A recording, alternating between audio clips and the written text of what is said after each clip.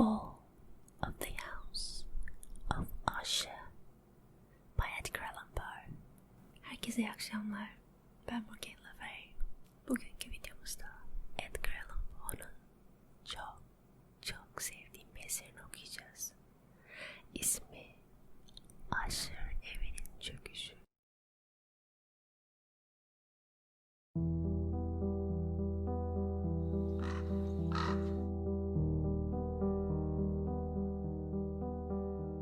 Lady Madeleine'in hastalığı uzun süredir doktorları şaşırtmaktaydı. Sıra dışı belirtileri, daimi bir ilgisizlik hali, fiziksel bir çöküş ve sık ama kısa süreli olarak gelen kısmi katalepsilerdi. Şimdiye kadar hastalığın baskısına direnmiş, yatak istirahatini reddetmişti. Ama eve geldiğim günün akşamının bitiminde erkek kardeşi bunu bana tarifsiz bir huzursuzlukla söyledi. Kendisini mahveden şeyin tüketici gücüne boyun eğdi. Onu ilk görüşümün aynı zamanda son görüşüm olacağını, o kadını en azından sağken bir daha asla göremeyeceğimi öğrendim. Sonraki birkaç gün boyunca ismini ne Usher ne de ben ağzımıza aldık. Bu süre içinde arkadaşımın melankolisini hafifletmek için elimden geleni yapmaya çalıştım. Birlikte resim yapıp kitap okuduk ya da gitarını çılgınca doğaçlamalarla konuşturmasını bir düşteymişçesine dinledim. Aramızdaki yakınlık arttıkça, onun ruhunun derinliklerine daha fazla indikçe, tek ve bitimsiz bir hüzün yayılımıyla tinsel ve fiziksel evrenin tüm nesnelerine karanlık saçan bir zihni neşelendirmeye çalışmanın boşunalığına giderek daha acı bir şekilde inandım. Usher evinin efendisiyle bu şekilde yalnız geçirdiğim saatleri hep anımsayacağım. Ama onunla olduğum zamanlarda üstünde birlikte uğraştığımız ya da beni yönelttiği çalışmaların, uğraşların doğası hakkında bir fikir verebileceğimi sanmıyorum. Heyecanlı ve son derece huzursuzluk verici bir idealizm, kükürtüsü ışıltısıyla her şeyi aydınlatıyordu. Uzun doğaçlama ağıtları sonsuza dek kulaklarımda çınlayacak. Özellikle Von Weber'in son valsinin o vahşi hayvansı, tuhaf ve yoğunlaştırılmış bir versiyonunu acı bir şekilde anımsıyorum. Karmaşık hayal gücünün üstünde yoğunlaştığı ve her dokunuşuyla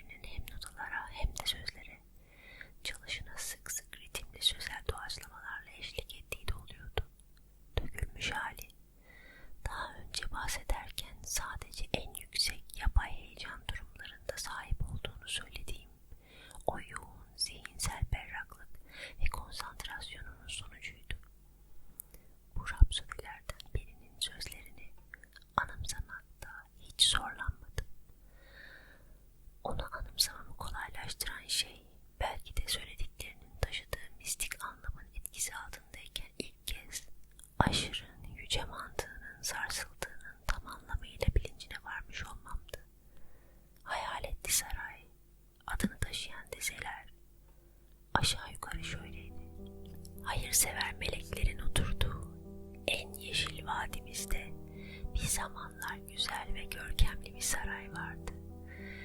Işıltılı bir saray. Mutlak hükümdarı düşününce egemenliğinde orada dimdik yükselirdi. Melekler daha önce hiç kanat çırpmamıştı bu güzel bir binanın üstünde. Sarı, parlak, altın rengi bayraklar çatısında havada yüzüp uçuşurdu. Bütün bunlar çok uzun zaman önce olmuştu ve o tatlı günde soluk, mor renkli sularda esen her tatlı rüzgar taşırdı kanatlı bir kokuyu. O mutlu vadide gezinenler iki ışıltılı pencerenin ardından ruhların iki akortlu bir lavdanın yasasına uyduğunu görürdü müzikal hareketlerle. Bir tacın etrafında ki üstünde imparator şanına yakışır bir ihtişamla diyarın hükümdarı otururdu. İnci ve yakut kaplı o hoş saray kapısı pırıl pırıl parlardı. Arkasından akarak gelen ve sonsuzca parıldayan yankıların tatlı görevi sadece şarkı söylemekti. Eşsiz güzellikte seslerle krallarının zekasını ve bilgiliğini övmekti. Ama keder cübbeleri giymiş kötü şeyler bu hükümdarın sarayına saldırdı. Ah, yas tutalım, çünkü o yapayalnız ve bir daha asla göremeyecek şafağı ve hükümdarın yuvasının etrafında bir çiçek gibi açan ihtişam artık geçmişe gömülmüş, pek anımsanmayan bir masal. Ve şimdi o vadide gezinenler görüyor kırmızı ışıklı pencerelerin ardında devasa formların tuhaf bir şekilde hareket ettiğini, ahenksiz bir melodi eşliğinde. Bu aralar akıntısı hızlı, korkunç bir nehir gibi. O solgun kapıdan içeri iğrenç bir kalabalık sonsuzca akıyor ve kahkaha atıyor. Ama artık gülmüyor.